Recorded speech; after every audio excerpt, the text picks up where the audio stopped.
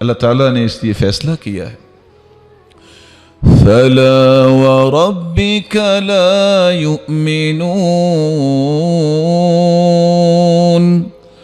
حَتَّى يُحَكِّمُوكَ فِيمَا شَجَرَ بَيْنَهُمْ ثُمَّ لَا يَجِدُوا فِي أَنفُسِهِمْ حَرَجًا مما قضيت ويسلموا تسلیما۔ میرے محبوب تیرے رب کی قسم، یعنی اللہ فرماتے ہیں مجھے میری کبریائی اور تقدس اور عظمت اور جلالت کی قسم، تقدس کی قسم کھانے کے بعد اللہ کیا فرماتے ہیں؟ میرے پیارے محبوب تیری بات کو جب تک کوئی حتمی بات نہیں مانتا میں اپنی کبریائی کی قسم اٹھاتا ہوں، وہ میرے نزدیک مومن ہی نہیں ہے۔ وَمَا كَانَ لِمُؤْمِنٍ وَلَا مُؤْمِنَةٍ إِذَا قَضَى اللَّهُ وَرَسُولُهُ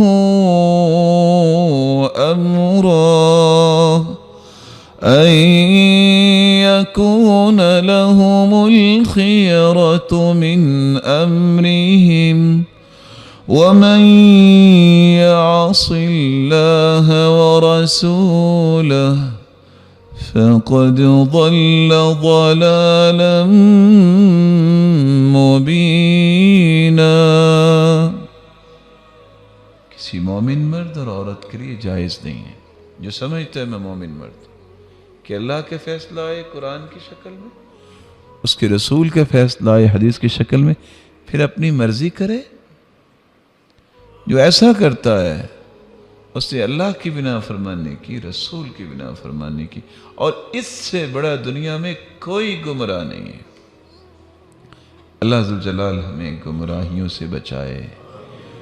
اور میرے پیارے بھائیوں اور بزرگوں، سنت کو چھوڑنا تو ایک گناہ ہے نا، سنت سے مذاق کرنے کی سزائیں دنیا میں مل جاتی۔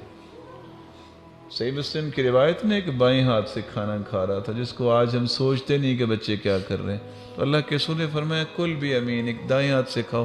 کہتے لا استطیع، میں نہیں کھا سکتا۔ کہا استطاعت، نہیں کھا سکتے؟ اس کی اکڑ نے کیا کیا؟ میں نہیں کھا سکتا۔ نتیجہ کیا نکلا؟ فما رفعها بعد ذلك الى فی، پہ پوری زندگی دایاں ہاتھ شل ہو گیا، منہ تک لے جائے نہیں سکتا۔ حدیث کہتی ہے امام سے پہلے سر نہ اٹھاؤ، کہیں تمہارا سر جو ہے اللہ گدھے کا نہ بنا دے، یہ شکل و صورت گدھے کی نہ بنا دے۔ محدث کہتے ہیں میں جب گیا ایک جگہ پہ تو ایک شخص ہمیشہ اپنے چہرے کو لپیٹ کے رکھتا، میں نے پوچھا ایک دن کیا وجہ ہے؟ کہتا میں نے ایک دن سوچا یہ کیسے ہو سکتا ہے کہ امام سے پہلے سر اٹھائیں تو بندہ گدھے کا سر اس کا بن جائے، تو میں نے ویسے کیا، اس دن سے میرا سر گدھے کا بن گیا، اس لیے میں لپیٹ کے رکھتا ہوں۔ حدیث میں آتا ہے جو انسان دین سیکھنے کے لیے گھر سے نکلتا ہے، من سلک طریقا یلتمس فیہ علما سہل اللہ لہ بہ طریقا الی الجنہ، اس کے لیے جنت کا راستہ آسان ہوتا ہے۔ ان الملائکۃ لتضع اجنحتها لطالب العلم رضا بما یطلب، فرشتے پر بچھاتے ہیں۔ ایک مجنون آدمی بدعتی کہتا ہے یہ کیسے ہو سکتا ہے، فرشتے پر بچھاتے؟ آج میں نے لوہے کی جوتی پہن کے آنی، ذرا دیکھتا ہوں فرشتوں کے پر کیسے ہیں۔ جو ہی اس نے کہا اس کے پاؤں دونوں سوکھ گئے، وہاں ہی گر گیا، دوبارہ قدموں پہ چل نہیں سکا۔ البدایہ والنہایہ کھولیے امام ابن کثیر کا 665 کے حالات، ہجری کے حالات دیکھیے۔ ایک شخص کو یہ روایت جب سنائی کہ مسواک کرنی چاہیے، کہتا ہے مسواک میں کر کے دکھاتا ہوں۔ اس نے منہ کی بجائے اپنی پشت پہ مسواک لگائی۔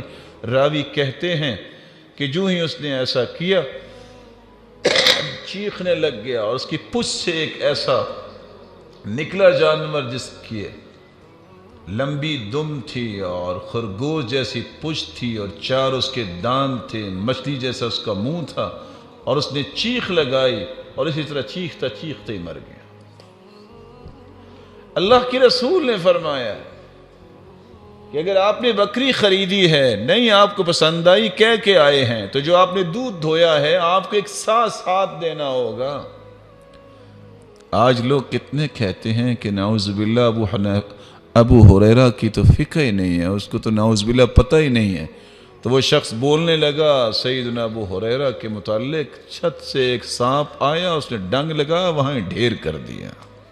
سنت سے مذاق نہ کرنا۔ اس لیے کتنے لوگ کہتے ہیں اسلام میں داڑھی ہے کہ داڑھی میں اسلام ہے۔ مذاق مت کیجئے، کمی کوتاہی ہو جاتی ہے، معافی مانگ لے۔